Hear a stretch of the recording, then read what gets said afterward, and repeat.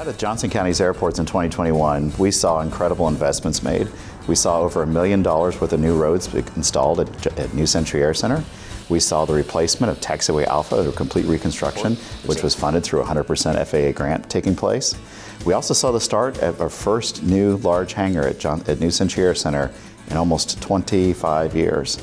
And not only one, but a second one was underway and a third one got underway right at the beginning of 2022. We were able to receive our first grant from the KDOT, the Kansas Department of Transportation, for a rail grant to improve some of the legacy rail that came along with the Olathe Naval Air Station, but also we were looking for opportunities to get dollars out of the Infrastructure Act. And that could include replacing things like the 1942 original Navy Tower, which is still the contract tower we have in place today for air ops at New Century. And last year did we have a special treat, because for only the fourth time in their history, they did a combined air show together, where we had the Navy Blue Angels and the U.S. Air Force Thunderbirds come to New Century Air Center over the 4th of July weekend, and at least 54,000 people came and enjoyed the show that was on Saturday and Sunday of 4th of July weekend. It was probably the largest air show in the country by attendance, the largest air show in terms of the number of different folks that participated in the program overall, and frankly, you just couldn't take a bad picture of the day. The weather was wonderful, and the excitement from people from young to old there. It's such a fascinating with things related to the aviation, and some of the amazing things that these folks and performers can do up in the air is just breathtaking. And we're excited to have the opportunity to replicate that in 2022 with the return of the Thunderbirds over Labor Day weekend, September 3rd and 4th at New Century Air Center.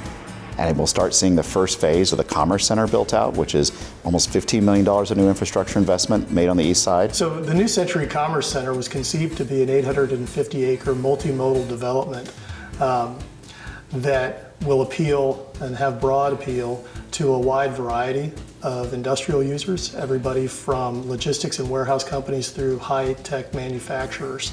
With that development comes jobs, which we're very excited about. We believe the development has the potential to attract over 4,000 new jobs to the area, to be combined with the 5,000 jobs that are already out here, which would make New Century one of a very large and significant employment center here in southwest Johnson County. The multimodal aspect of the New Century Air Center is really unmatched in the area. The access to rail, the access to the airfields, as well as the interstate access that exists is really unmatched. So last year, 2021, was remarkable for the fact that Johnson County's airports, when put together as an airport system, was the busiest system in the state of Kansas. Nearly 110,000 takeoffs and landings, which included 76,000 takeoffs here in New Century, which is the second highest number of dating back to 1991 ever, a takeoff and landings at one of our airports.